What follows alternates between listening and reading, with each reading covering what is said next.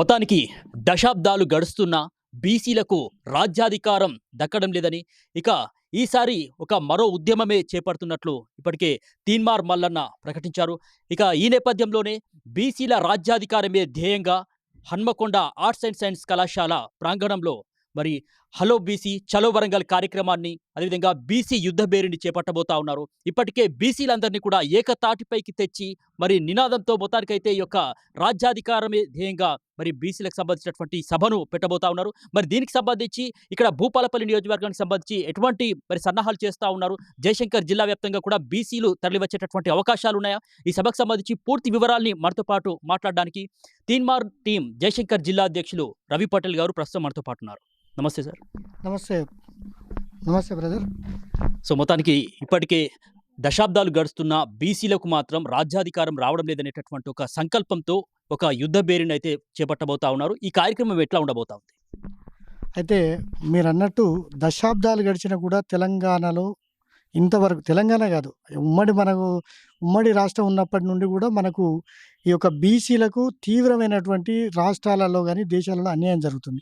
ఇప్పుడు అదే దృష్టిలో పెట్టుకొని ఇప్పుడు మనం కొన్ని సంవత్సరాలు పోరాడితే తప్ప ప్రత్యేక తెలంగాణ రాలేదు. కనుక ఇప్పుడు మళ్ళీ ఇది మలిదశ ఉద్యమంలాగా మేము చూస్తున్నాము. దీనికి తీన్మార్ మల్లన్న గారు ప్రశ్నించే గొంతు. ఈ రాష్ట్రం లోపల మన ఎట్లాగైతే బీఆర్ఎస్ ప్రభుత్వం 10 సంవత్సరాలు ప్రజలను పీడించిందో ఆ పీడను వదిలించినటువంటి ఒక ఉద్యమకారుడు తీన్మార్ మల్లన్న గారు, ప్రశ్నించే గొంతు. ఆయన సారథ్యంలో ఈరోజు బీసీ ఉద్యమం ఉవ్వెత్తున లేచింది. మరో తెలంగాణ ఉద్యమంలాగా ఈ ఉద్యమం ముందు కొనసాగుతుంది. ఇది ఖచ్చితంగా బీసీల రాజ్యాధికారం పొందేంత వరకు కూడా సాగుతుంది. సో మొత్తానికి జయశంకర్ జిల్లా వ్యాప్తంగా బీసీలందరినీ చైతన్యవంతం చేయాల్సినటువంటి ఆవశ్యకత ఉంది ఈ యుద్ధ బేరి నేపథ్యంలో. సో మీరు ఎటువంటి సన్నాహాలు చేశారు, ఎటువంటి చైతన్యం రగిలించారు? ఇప్పటికే మనకు 5వ తారీఖు నుండి కిలాషాపూర్ నుండి మనకు సైకిల్ యాత్ర, ఇది బీసీ ఆర్ట్స్ అండ్ సైన్స్ కాలేజీలో బీసీ గర్జన కోసం సైకిల్ యాత్ర మొదలవ్వడం జరిగింది. ఆ సైకిల్ యాత్ర సుదీర్ఘమైనటువంటి అన్ని జిల్లాలు కలుపుకుంటూ మన జయశంకర్ భూపాలపల్లిని టచ్ చేస్తూ హన్మకొండ దిశగా పయనిస్తుంది. అలాగే మన భూపాలపల్లి జిల్లాలో ఉన్నటువంటి అన్ని కుల సంఘాలు, అన్ని రాజకీయ పార్టీలు పక్కన పెట్టి అన్ని కుల సంఘాలు, అలాగే విద్యావంతులు, మేధావులు, చాలామంది నిరుద్యోగులు, వీళ్ళంతా కూడా ఎలాగైతే తెలంగాణ ఉద్యమం కోసం ప్రత్యేకంగా పనిచేసిరో అదేవిధంగా ఈరోజు పెద్ద ఎత్తున మన ప్రతి గ్రామంలో తిరుగుతూ, అలాగే ప్రతి గడప కూడా ఈరోజు బీసీ రాజకీయ యుద్ధబేరి సభ గురించి మనం చర్చించుకునేటువంటి పరిస్థితి ఏర్పడ్డది. ఖచ్చితంగా పెద్ద ఎత్తున భూపాలపల్లి జిల్లా నుండి దాదాపుగా 25,000 మంది పైగా మనం ఇక్కడ నుంచి తరలించేటువంటి ప్రయత్నం చేస్తున్నాం. వాళ్ళే స్వచ్ఛందంగా ఇప్పటికి కూడా మీరు చూస్తున్నారు, మీరు వచ్చినప్పటి నుండి నంబర్ ఆఫ్ కాల్స్ వస్తున్నాయి. అన్న ఎట్లా వెళ్ళడం, ఎలా వెళ్దాం, ఎంతమంది రావాలి, మేము ఇంతమంది ఉన్నాం ఎలా అనేటువంటి ప్రశ్నలు వస్తున్నాయి. వాళ్ళందరికీ కూడా ప్రతి ఒక్కరిని కూడా మీరు వీలైతే ఎవరి టిఫిన్ వాళ్ళదే, ఎవరి నీళ్ళ బాటిల్ వాళ్ళదే, ఎవరి వెహికల్ బస్సులో వాళ్ళు ఎందులో రావాల్సిన వాళ్ళు అందులో రండి అని చెప్పడం జరుగుతుంది. పెద్ద ఎత్తున మాత్రం జనం రావడానికి సిద్ధంగా ఉన్నారు. సో మొత్తానికి బీసీకి సంబంధించి అనేక మంది రాజకీయ నాయకులు, ప్రముఖులు ఉన్నప్పటికీ కూడా తీన్మార్ మల్లన్న తన భుజస్కంధాలపైన ఈ యుద్ధ బేరుని మోగించాల్సినటువంటి ఆవశ్యకత ఎందుకు వచ్చింది? ఎందుకంటే మన ఉమ్మడి ఆంధ్రప్రదేశ్ నుండి చూస్తే ఇప్పుడు తెలంగాణ వరకు కూడా ఎంతోమంది బీసీ ఉద్యమాలని చెప్పి వాళ్ళ సొంతంగా కొన్ని ఎజెండాలు ఉంటాయి, అవి పెట్టుకోవడం జరిగింది. కానీ ఇంత ఉధృతంగా రావాలంటే ప్రజల లోపల ఉన్నటువంటి ఒక అగ్రెసివ్గా వెళ్ళేటువంటి ఒక నాయకుడు కావాల్సి ఉండే. అదే ఇప్పుడు ఈ తెలంగాణ రాష్ట్రంలో ఒక మార్పు, ఎందుకంటే బీఆర్ఎస్ ప్రభుత్వం పోయి కాంగ్రెస్ ప్రభుత్వం రావడానికి కారణమైనటువంటి ప్రధాన కారకుడు, ఈ రాష్ట్రంలో పెనుమార్పు జరగాలన్నా, మన బీసీలకు రాజ్యాధికారం రావాలంటే మాత్రం ఖచ్చితంగా తీన్మార్ మల్లన్న లాంటి ఒక ప్రశ్నించే గొంతు, అగ్రెసివ్గా వెళ్ళేటువంటి లీడర్ను మన ప్రజలు కోరుకుంటున్నారు. కనుక అలాంటి ఇప్పుడు ఎందుకంటే ఈ మన చూసుకుంటే 19 అసెంబ్లీ స్థానాలు, ఈ అసెంబ్లీ స్థానాలలో బీసీలు 62% ఉంటే మనకున్నటువంటి ఈ ఎన్ని స్థానాలు వచ్చినాయి బీసీలందరూ కూడా 62% ఉన్నటువంటి బీసీలకు ఎంతమంది వచ్చినాయి? కనీసం 3-4% లేనటువంటి ఓసీలు ఈరోజు మన ఆంధ్రప్రదేశ్ రాష్ట్రం నుండి పెడితే ఈరోజు తెలంగాణ వరకు 2 ముఖ్యమంత్రులు, ఒక ఆయన వెలమాయన, ఒక ఆయన రెడ్డి. ఆయన ఇంతకుముందు కూడా ఒకసారి ఏదో 3-4 నెలలు, అంతకు మించి ఒక బీసీ ముఖ్యమంత్రి చేయడం తప్పితే ఈ 75 సంవత్సరాల స్వతంత్ర భారతదేశంలో మన ఆంధ్రప్రదేశ్, తెలంగాణ రాష్ట్రంలో ఏ ఒక బీసీ నాయకుడు కూడా పూర్తి స్థాయిలో ముఖ్యమంత్రిగా చేసినటువంటి పరిస్థితి లేదు. ఇప్పుడు అది మార్చడానికి మల్లన్న లాంటి ఒక అగ్రెసివ్ లీడర్ అయితేనే ఈ రాష్ట్రం లోపల ఈరోజు అన్ని కుల సంఘాలు, అన్ని సంఘాలను, ఉద్యోగస్తులను, నిరుద్యోగులను, రైతు కూలీలను కూడా, రైతులను కూడా కలుపుకొని ఈరోజు మనం పెద్ద మొత్తంలో ఈ యొక్క బీసీ అనేటువంటి ఇంటలెక్చువల్ ఫోరం కింద తీసుకొచ్చి, తద్వారా ఒక రాజకీయ వేదిక ఏర్పాటు చేసి, తర్వాత భవిష్యత్తులో బీసీలు మాత్రమే, ఇప్పుడు జనరల్ స్థానాల్లో కూడా బీసీలు పోటీ చేసేటువంటి ఒక పరిస్థితిని ఏర్పాటు చేసేటువంటి ప్లాట్ఫామ్ తీసుకురాబోతున్నాడు తీన్మార్ మల్లన్న.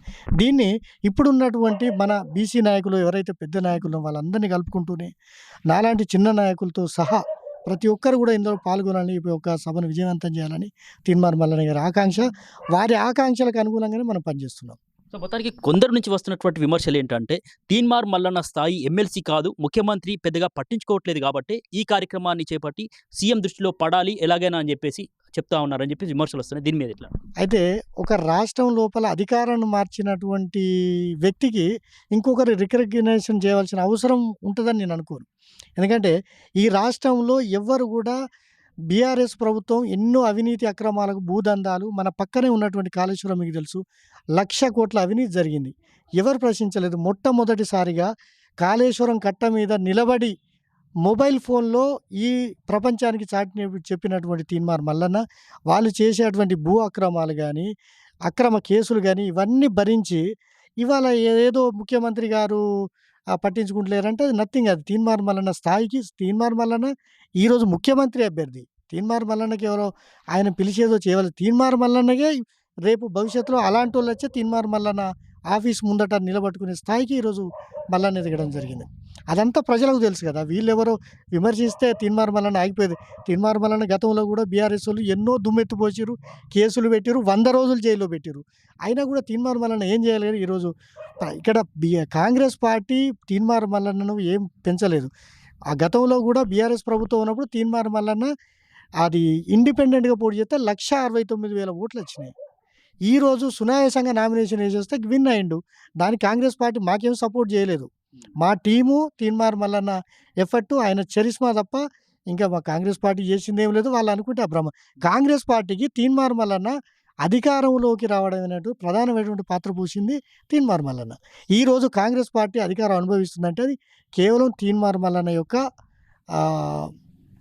కానీ ఆయన పని అంతే. సో మొత్తానికి ఇదివరకే ఇప్పుడున్నటువంటి ముఖ్యమంత్రి రేవంత్ రెడ్డి ఎవరైతే ఉన్నారో చాలా సభల్లో చెప్పకనే మరి కుండబద్దలు కొట్టారు. దాదాపు 10 సంవత్సరాల పాటు కూడా నేనే ముఖ్యమంత్రి అని చెప్పి. మరోవైపు తీన్మార్ మల్లన్న మాత్రం కొన్ని సభలలో చెప్తా ఉన్నారు. ఇప్పటికే బీసీ గర్జనకు సంబంధించి వాళ్ళని ఏకతాటిపై తెచ్చేటటువంటి క్రమంలో తప్పకుండా వచ్చేటటువంటి రోజుల్లో బీసీ ముఖ్యమంత్రి అవుతా ఉంటున్నారు. సో మొత్తానికి ఆయన పార్టీలో ఉన్నటువంటి నేపథ్యంలో ఇక్కడ అంటే వెనక్కి తగ్గేటువంటి ఉంటుందా? సమీర్ గారు నేను ఒకటే చెప్తున్నా. ఈరోజు తీన్మార్ మల్లన్న గారు ఒకటే చెప్పారు, ఈ రాష్ట్రం లోపల నాకు రెడ్డి వెలమ ఓట్లు వద్దని చెప్పారు. ఫస్ట్ ఇది మెయిన్. అసలు ఏ లీడర్ కూడా నాకు ఫలానా ఓట్లు అంటే తక్కువ ఎక్కువ అనేది కాకుండా నాకు ఈ ఓట్లు వద్దన్న వ్యక్తి ఆయన. ఇంకొకటి, ఈ రాష్ట్రం లోపల చివరి ముఖ్యమంత్రి రేవంత్ రెడ్డి గారు. అలాగే ఈ భూపాలపల్లి నియోజకవర్గ అభ్యర్థిగా నేను గతంలో 2 సార్లు కూడా ఎమ్మెల్యేకు, ఒకసారి ఎమ్మెల్సీకి పోటీ చేయడం జరిగింది. ఇప్పుడు కూడా మన తీన్మార్ మల్లన్న గారు ప్రత్యేకమైన రాజకీయ పార్టీ పెట్టినా, లేదంటే బీసీల తరఫున ఈ భూపాలపల్లి నియోజకవర్గం నేను ఎమ్మెల్యేగా పోటీ చేస్తూనే ఇదే చివరి ఎమ్మెల్యే క్యాండిడేటు గండ్ర సత్యనారాయణరావు గారు, ఇదే చివరి ఎమ్మెల్యే భూపాలపల్లికి నేను రాసి పెడతాను. ఇదే చివరి ఓసీ ఎమ్మెల్యే. ఇక భూపాలపల్లిలో మరొక ఓసీ గెలవడానికి అవకాశం లేదు. అవకాశం కూడా మా బీసీ ప్రజలు ఇవ్వడానికి సుముఖంగా లేరు. ఖచ్చితంగా ఈ రాష్ట్రానికి ముఖ్యమంత్రి, చివరి ముఖ్యమంత్రి రేవంత్ రెడ్డి గారు, ఈ భూపాలపల్లి నియోజకవర్గానికి చివరి ఎమ్మెల్యే గారు మన గండ్ర సత్యనారాయణరావు గారు. ఇది ఈ భూపాలపల్లి ప్రజలు రాసిపెట్టుకోవాల్సిందిగా నేను విజ్ఞప్తి చేస్తున్నాను. సో మొత్తానికి అక్కడ ముఖ్యమంత్రి స్థాయి నుంచి ఎమ్మెల్యే ఇక్కడ భూపాలపల్లికి సంబంధించి కూడా మార్పు అనివార్యం అని చెప్తా ఉన్నారు బీసీలకు సంబంధించి. సో ఇక్కడ బీసీల మద్దతు తప్పకుండా ఉంటుందా? 100%. ఈరోజు మేము ఏదైతే ఇది బిగినింగ్ మాత్రమే. ఈరోజు వరంగల్ ఆర్ట్స్ అండ్ సైన్స్ కాలేజీలో ఉన్నటువంటి ఈ సభ జస్ట్ మాకు బిగినింగ్ అంతే. ఇప్పుడు మేము రాజకీయాలే చేయాలనుకుంటే 4 సంవత్సరాలు ఉంది. ఈలోపు మల్లన్న గారు ఎమ్మెల్సీ అధికార పార్టీలో ఉన్నాడు. ఇప్పుడు గతంలో 10 సంవత్సరాలు ఈ రాష్ట్ర ప్రజల కోసం పోరాడిండు. ఈ రాష్ట్ర ప్రజల ప్రగతి కోసం, రాష్ట్ర ప్రజల సంక్షేమం, వాళ్ళకు రావాల్సినటువంటి ఇప్పుడు ఏదైతే బీసీ ప్రజలు ఈ రాష్ట్రానికి నిధి సమకూరుస్తున్నారు. ఎందుకంటే ఎక్కువ పాలలో ఇప్పుడు రాష్ట్రానికి సంక్షేమం ఎట్లా ఉంటుంది, మన మనం చేసే అటువంటి మనం కట్టేసిన ట్యాక్స్‌ల ద్వారా సంక్షేమ పథకాలు అంతాయి. ఈ సంక్షేమ పథకాలకు ఎవరిస్తున్నారు? బీసీ ప్రజలు 62 అనుభవిస్తున్నది ఎవరు? 1, 2, 3% లేనటువంటి ఓసీలు అనుభవిస్తున్నారు. మన ఈ అసెంబ్లీ స్థానాలకొస్తే 119 స్థానాలుంటే 42 స్థానాలు ఓసీలు గెలుస్తారు. 10, 13 స్థానాలకు మాత్రమే బీసీలు పరిమితం. ఇది ఎట్లా సాధ్యం? దేనివల్ల? ఎక్కడ మనం ఫస్ట్ రాజ్యాధికారం మిస్ అవుతున్నాం. రాజ్యాధికారం అనేది మన చేతుల్లో ఉన్నప్పుడు, మన అణగారిన వర్గాలైనటువంటి బీసీ, ఎస్సీ, ఎస్టీ, మైనారిటీలు ఎవరైతున్నారో వీళ్ళు అభివృద్ధి చెందినప్పుడు వీళ్ళు గదా ఓసీలకు టికెట్లు ఇవ్వవలసింది. ఇప్పుడు మెజారిటీగా ఉన్నవాళ్ళు మైనారిటీలకు ఇవ్వాలి తప్ప, మైనారిటీలు ఉన్నవాళ్ళు ఈరోజు మెజారిటీ ప్రజలను శాసిస్తున్నారు. ఇది వద్దు. ఎవలకు ఇప్పుడు మన ఇంట్లో ఒక పావు షేర్ ఉంటే నీకెంత, నాకెంత అనుకుంటాం. అదే ఒక షేర్ లోపల నా పావు షేర్ ఏదో నాకు ఇవ్వమంటున్నాం. ఇప్పుడు మనకు ప్రత్యేకంగా నేను అడిగేదన్నప్పుడు ప్రతిరోజు మన ఇంట్లో 100 మంది ఉంటే 100 మంది ట్యాక్స్ పే వాళ్ళు ముగ్గురు ఉన్నోళ్ళు ముగ్గురు పే చేస్తున్నారు. అంటే ఇక్కడ ట్యాక్స్‌లు ఎక్కడి నుండి వస్తున్నాయి? బీసీ ప్రజల నుండి, ఎస్సీ, ఎస్టీ ప్రజల నుండి, మైనారిటీల నుండి వస్తున్నాయి. ఇక్కడ అనుభవించేది ఎవరు? ముఖ్యమంత్రి ఎన్ని సార్లు అయితారు? మన భూపాలపల్లి నియోజకవర్గం తీసుకుంటే ఒకే ఒక్కసారి మధుసూదనాచారి గారు ఒక్కసారి ఎమ్మెల్యే అవ్వడం జరిగింది. ఆ తర్వాత మన నియోజకవర్గమై 20 సంవత్సరాలు అంటే 4 దఫా ఎమ్మెల్యే. 4 దఫాలకు 2 సార్ల రమణారెడ్డి గారు అవ్వడం జరిగింది ఎమ్మెల్యే. ఈసారి మళ్ళీ సత్యనారాయణరావు గారు అంటే ఈ 2, 3% లేనోళ్ళకు వచ్చిన ఓట్లు ఎవరియి? మన బీసీ, ఎస్సీ, ఎస్టీ మన బహుజనులయి. ఎందుకు? మనం కేవలం రేషన్ కార్డుల కాడ, కేవలం ఈ అది ఇందిరమ్మ ఇళ్ళ కాడ, లేకుంటే డబుల్ బెడ్‌రూమ్‌ల కాడనే ఉంటుంది తప్ప, రాజ్యాధికారం వరకు పోవాలని చెప్పి తీన్మార్ మల్లన్న చెప్తున్నాడు. నేను ఇదే చెప్తున్నా. భూపాలపల్లి ప్రజలారా, నేను ఒకటే చెప్తున్నా. స్థానిక సంస్థల్లో స్థానిక సంస్థల్లో 42% రిజర్వేషన్ చేస్తేనే మనం అది ఏదో ఓట్లకు పోటీ చేయడానికి సిద్ధంగా ఉండాలి.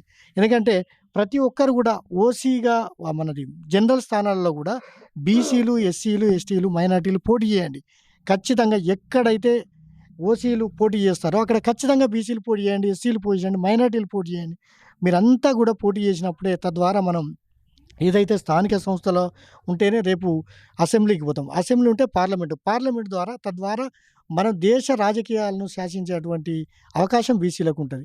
కనుక ప్రతి ఒక్కరు కూడా ఎవ్వరు వెనకాడకండి. నామినేషన్ వేయండి. మన బీసీలు మనకే ఓట్లేయండి. మన బహుజనులు మన బహుజన బిడ్డకే ఓటేయండి. స్థానిక సంస్థల్లో గనక మనం నిరూపించుకుంటే రాబో అసెంబ్లీ, పార్లమెంటు స్థానాల్లో ఖచ్చితంగా ఈ బహుజనుల జెండా ఇక్కడ మన రాష్ట్రంలోనే కాదు, యావత్ దేశంలో కూడా మనం నిలబెట్టుకోవచ్చు.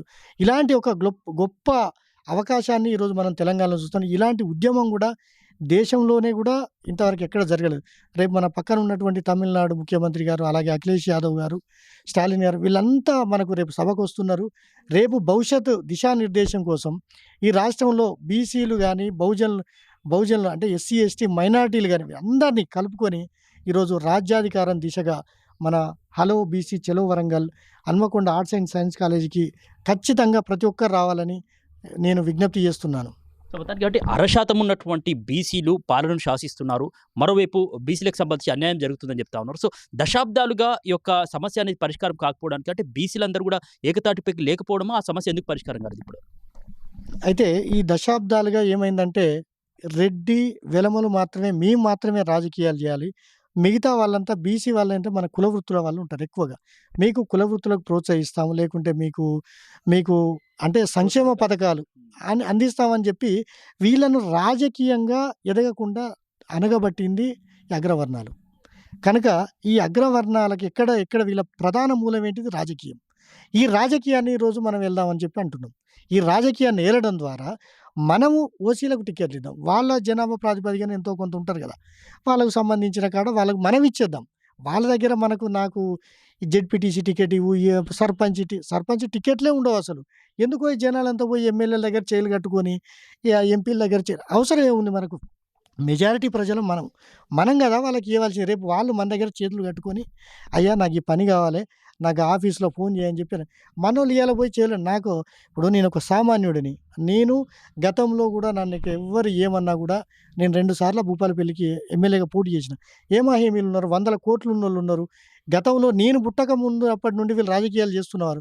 కానీ నేను నిలబడ్డా, పోరాడుతున్నా, ఇంకా కూడా పోరాడతా. సో మీ ధైర్యం ఏంటంటే మొత్తానికి హేమీలు ఉన్నారు, మిమ్మల్ని మించిన వాళ్ళు అంటే సంపన్న వర్గాలు ఉన్నారని చెప్తా ఉన్నారు. సో మీరు ఇంత ధైర్యంగా నిలబడడానికి కారణం? నా ధైర్యం ఒకటే. ఈ నా నియోజకవర్గ ప్రజలు నేను చేస్తున్నటువంటి సేవా కార్యక్రమాలను అనుక్షణం ప్రజలకు నా వంతుగా ఏ సహాయం అవసరం ఉంటే వాళ్ళకి ఖచ్చితంగా నా బలం తీన్మార్ మల్లన్న. రేపు భవిష్యత్తు రాజకీయాలు మార్పు చెందేటువంటి ఒక గొప్ప వ్యక్తి వెనకాల నేనున్నా. ఆయనే నా ధైర్యం. నా నియోజక ప్రజలే నా ధైర్యం. ఈ ధైర్యంతోటే నేను అనుక్షణం ప్రజలతోటి కలిసి ఉంటున్నా. నాకు దాదాపుగా 25 మంది యూత్ ఫాలోవర్స్ ఉన్నారు. నా టీం నా ధైర్యం. నా మల్లన్న నా ధైర్యం. నా ప్రజలు నా ధైర్యం. ఫైనల్‌గా మొత్తానికి మలిదశ తెలంగాణ ఉద్యమం తీరుగా ఈ యొక్క రాజకీయ యుద్ధభేరి, బీసీ రాజకీయ యుద్ధభేరి కొనసాగుతుందని చెప్తా ఉన్నారు. సో, మొత్తానికి ఈ యుద్ధభేరితో ప్రభుత్వాలు కావచ్చు దిగి వచ్చేటటువంటి అవకాశాలుంటాయి. ఖచ్చితంగా. ఎందుకంటే ఇప్పుడు ఈ యుద్ధ భేరి అన్న తర్వాతనే టింగ్ టింగ్ అని సెల్ ఫోన్‌లు మోగుతాయని, మీకు సంక్షేమ పథకాలొస్తాయని, లేకుంటే మీకు రైతు బీమా, రైతు బంధులొస్తాయని ఆల్రెడీ ఈ వ్యయప్రయాసాలు మొదలైనయి వాళ్ళకు. హ్మ్. ఆల్రెడీ గుబులు మొదలైంది. ఫిబ్రవరి 2వ తారీఖు రోజు అది వాళ్ళకు గుండెలు బద్దలయ్యేటువంటి కార్యక్రమాలుంటాయి. ఎందుకంటే ఇప్పుడు ఈ మనకు స్థానికంగా చూసుకున్నా, రాష్ట్ర వ్యాప్తంగా చూసుకున్నా ఎవరైతే ఓసీ ఎమ్మెల్యేలు గానీ, ఎంపీలు గానీ వీళ్ళకు ఆల్రెడీ గైడ్‌లైన్స్ పోయుంటాయి. ఎవడైతే బీసీ మీటింగ్‌కి పోవద్దు. మీరు మన కాంగ్రెస్ పార్టీలో ఉన్న వాళ్ళు అంటే మనది అధికార పార్టీ. కానీ బీసీ అనేది మా యొక్క నినాదాన్ని ప్రజలకు మేము చెప్పుకునేటువంటి అవకాశం కోసం తిరుగుతున్నప్పుడు కొంతమంది లీడర్లు వాళ్ళని కట్టేస్తున్నారని మాకు కూడా కంప్లెయింట్స్ వస్తున్నాయి. "అన్న మాకు ఈ పని కాదేమో అన్న, మేము వస్తామో రామో, ఇట్లా ఇబ్బంది ఉందన్న" అని చెప్పి అంటున్నారు. మీరు స్వచ్ఛందంగా వచ్చిన వాళ్ళే మా వాళ్ళు, రాకపోయినా కూడా మా వాళ్ళే. మీరు అంటే పరోక్షంగానైతే మాకు మద్దతు ఇస్తున్నారు. ప్రత్యక్షంగా కొందరు రాకపోయినా మాకు ఇబ్బంది ఏమి లేదు. మేము 1,00,000 మందితోటి రేపు 1,00,000 మంది కాదు 2,00,000 మంది మాకు వచ్చేటువంటి అవకాశం ఉంది. 1,00,000 మందితోటి కేవలం అనుకున్నదే. 2,00,000కు పైచిలుకు వస్తారని మాకు ఈరోజు మా ఇంటెలిజెన్స్, మా తీన్మార్ మల్లన్న టీంలో ఇంటలెక్చువల్ ఫోరం ద్వారా గానీ, మా ఈ బీసీ టోటల్‌గా ఉన్నటువంటి అన్ని అది జిల్లాల వాళ్ళ మా సమీక్ష చేసుకుంటే చాలా పెద్ద ఎత్తున అంటే గ్రౌండ్ సరిపోతదా లేదా? అంటే ఎట్లా అనేది అర్థం కాని పరిస్థితి ఉంది. అంత పెద్ద ఎత్తున ఈ యొక్క కార్యక్రమం ముందుకు సాగబోతుంది. దీన్ని ఎవ్వరు ఆపాలనుకున్నా, ప్రజల్ని మభ్యపెట్టినా బీసీలని ఎంత మభ్యపెట్టినా గూడా ఇగ వాళ్ళు ఇనే పరిస్థితి లేరు.